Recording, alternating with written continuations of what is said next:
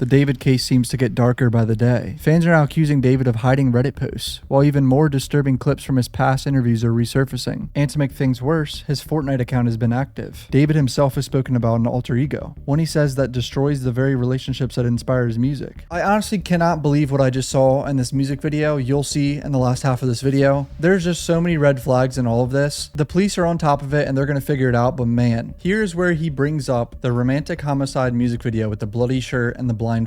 And I had the idea to kind of make this first music video introduce a character that I had been kind of ideating for a really long time. That's why you see him with the blindfold and the bloody shirt aesthetic and the bow tie.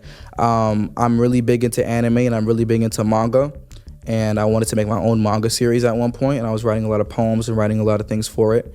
And a big part of that manga was an evil version of me named Tommy. This feels like the Melly shit all over again. Remember Melly had all these alter egos like Melvin and all that bullshit where he had 5 personalities? I cannot believe this is real. Which means pain in Japanese, and he wears his blindfold, and he's basically an agent of chaos and kind of my alter ego. And the story of the manga went like I was a detective and there was an evil version of myself that would kind of come out at random moments, kind of like Fight Club with Tyler Durden. And he would commit the crimes that I would have to solve as the detective. So like when I was as the detective, I'd be like solving murders that I'm committing myself. Come the f on, bro. This is something straight out of a damn horror movie or something. This man is talking about an alter ego that commits murders and he has to solve it himself, and he decided to put it in a music video called Romantic Homicide. And now a minor he was allegedly in a relationship with is dead in his car. A cool little story. I didn't think anything would come of it. Like, it was in the vault for like months and months and months, and I introduced it for the first time on screen because I had the opportunity with music to kind of explore this idea further with the Romantic Homicide music video. And people were asking so many questions. I was like, yo, this is kind of fire, because like nobody would have ever heard of it if it wasn't for this music video. But Tommy was a staple of this music video. You kind of see him throughout the entire thing. He's holding the knife with the bloody thing. You get the girl who's basically like the ghost of the person that he killed. It was his first victim in the manga. And I put that all on screen. And I mean, you can't make this shit up. This shit is creepy as hell. Watching this back now, if he's the one that ends up being arrested for this, do you guys realize this shit is going to be used as evidence, bro? 1,000,000%. The Bloody Rose aesthetic was birthed in that music video as well, and kind of me representing my entire artistry through this rose, which is like beautiful things can hurt you, with the stems having thorns on them, and that became my entire aesthetic for like the rest of time. I kind of still, even to this day, use that bloody rose to kind of show how beautiful things can hurt you even through music. Like, music is very beautiful, but it can also hurt you with the lyrics, or, you know, make you think about certain things in your own life that make you think about painful things and stuff like that. So he's so articulate, it almost makes me like think that he couldn't do something like this, but I know that's not how life works. Like, some people that are still smart and can speak this way can still kill someone. That is the kind of core visual identity for this project, is roses and the string. I kind of, as I said before, view myself as this rose, very beautiful, but can stab you, can hurt you with the thorns. What do you mean by that, bro? You view yourself as a rose that can stab you. It's kind of like the decaying and the withering away and the ending of the life cycle of this rose, kind of signifying the ending of an era. I want there to kind of be like a battle of good and evil between me and Tommy at some point to signify the ending of the era. David is apparently the sole moderator of his own subreddit, deleting posts critical of him amid the investigation. In the middle of these developments, fans noticed unusual activity on David's official Reddit subreddit, where quite a few posts that raised concerns about the case and his lyrics were removed. Since David is listed as the only moderator, users are accusing him of attempting to silence discussion. So here's a post saying the mod who warned about the sub has been suspended and is no longer a mod. Everyone's noticed increased trolling and information posts being deleted. The only mod active now is David's account. So they noticed this because he's literally the only active mod on the subreddit. My post was deleted by quote-unquote mods too. And then look, here's a picture of someone posting about the whole investigation, removed by David mods right here. People have been going crazy about the post getting deleted. My post got deleted yesterday too, a few hours after I posted it, due to slurs. If it was auto-deleted, wouldn't it be deleted immediately? It took a few hours. And here's proof that this is his account, because literally this is 5 months ago of him saying, "What's up guys, I finally have a Reddit," posted by David, and it's the same account. I looked at the subreddit a few days ago and it was full of his former fans collecting evidence and piecing stuff together. They found YouTube and Discord comments talking about Celeste from at least a year ago, and lots of pictures of them together. No wonder he wants that stuff gone. No point, considering most social media platforms don't really delete messages entirely, and if they are subpoenaed, the messages will come out anyways, I think. Yeah. Remember, that's an aspect of why this investigation is probably taking so long. Since they raided that house, nothing public has happened, which leads me to believe they're still going through the computer they took and combing through the evidence, or they just simply didn't find anything. The other interesting thing that people are alleging David is doing, he's playing Fortnite. There's just no way this is true, bro. Like, I refuse to believe he is chilling playing Fortnite right now. As of 4 hours ago, today this motherfucker is still playing Zero Build.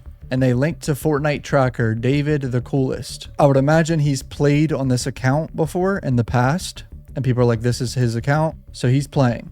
That's fucking crazy. For some reason, I want to give him the benefit of the doubt and say that it could be someone on his account for him. A relative, a friend, someone has a PS5 of his or something. Like, we don't know for sure it's him.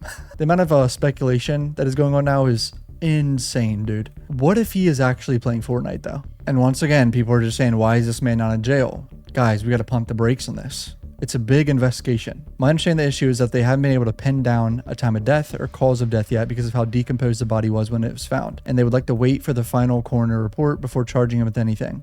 They haven't even named him as a suspect yet. The police raided his house looking for evidence. I'm aware. They still have not yet named him as a suspect. The police is not going to publicly name him as a suspect, bro. I can pretty much guarantee that's not going to happen. That's very rare. And what we heard at first was he's cooperating with authorities, remember? That was like his initial PR statement, that he's aware of what's happened and he's cooperating with authorities. Songs like Life's a Dream and all these songs I wrote in my closet or my sister's closet in 2022, when I'm looking at my life in the past 8 to 9 months, I'm like, whoa. Like, bro, these songs are soundtracking my life. So I hope I'm not involuntarily doing that, but it might be. I mean, some of the lyrics in these songs are very, very interesting, to say the least, for him to say they're soundtracks of his life. What do you mean by that, bro? Didn't you say you never experienced love or hadn't been in love? You didn't? Yeah, I wasn't in a relationship then. Nah. But today you are? Or you are? I've been through a couple. I'm single there right now, but I've been through a few. And they've taught me a lot of things, and they've shown me what love is and what love isn't, and how to approach it, and how to be human with it and not be so artist, you know, and not look for the things to write about in these types of situations. And I've kind of been more mature about it and getting emotionally intelligent with it. Here's where they talk about the alter ego thing again. There is like this character that's blindfolded. It's Tommy? Yeah. Aren't there 4 characters in all that you're building out? I'm working on that. I don't want to retcon anything because it's super ambitious.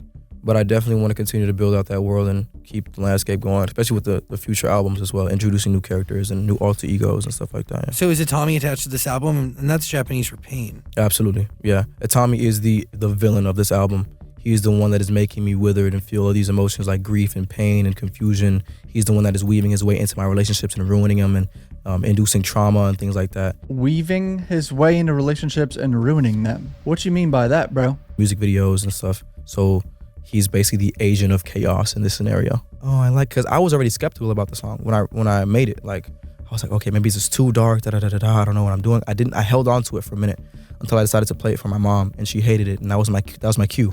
That was the you go do it. So after that, it was just like, it was history, man. I mean, dude, homeschooling really takes a toll on a kid. Like, isolation. Yeah, and there's outlets like, I know I made a couple friends now that were homeschooled, but they had like these groups that they would go to like bi-weekly and just to socialize. But I didn't have that. Like, there was no like extracurricular activities I was involved in it was just me at home playing Fortnite, getting schoolwork done, learning how to code and build computers for 4 years. Bro. So this guy was homeschooled and basically stayed at home doing that shit. That could explain a lot of things. I know a lot of kids probably went through that during COVID and shit, but man, oh man, is that not a good look? Yeah, man. Romantic homicide was just like, I wanted to feel what the other kids were feeling like. Everybody I knew, well, in middle school that I didn't talk to anymore, everybody had relationships. I didn't have a relationship. I wanted to do that. I wanted to be involved in this or have a heartbreak for myself. So I kind of just like made up these scenarios of myself getting heartbroken and being in love and stuff like that. And I would write songs about things that never happened. And that would just become my life. Now it's all happening. 4 years, man. Yeah. What do you mean it would become your life? Romantic Homicide lyrics. Is he saying that became his life? And let's not forget, Romantic Homicide was released on Celeste's birthday. Now another disturbing situation. Yet again, Celeste's birthday. September 7th, 2023 though. Her 13th birthday. Watch what happens in this music video to the girl and watch what his character or his alter ego does to the girl in this video.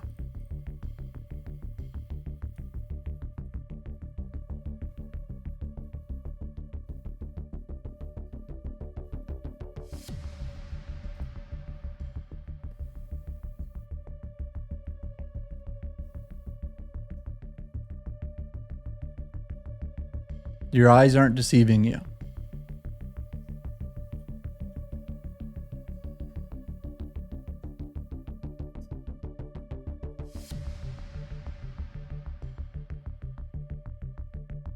And then the good version of himself comes back and fights the bad version. I mean, I truly don't even know what to say anymore at this point. The police are going to figure it out. A young girl doesn't just end up dead in your car, bro. You know what I mean? Like, if it wasn't David himself that did this, it really has to be someone connected to him in some way. But man, like, what are the odds of this? There's just so many disturbing coincidences. And now Romantic Homicide is back on the Billboard Top 200 charts. On Sunday alone, got 12 million streams. So if you're streaming that song, just stop. Like, come on, bro.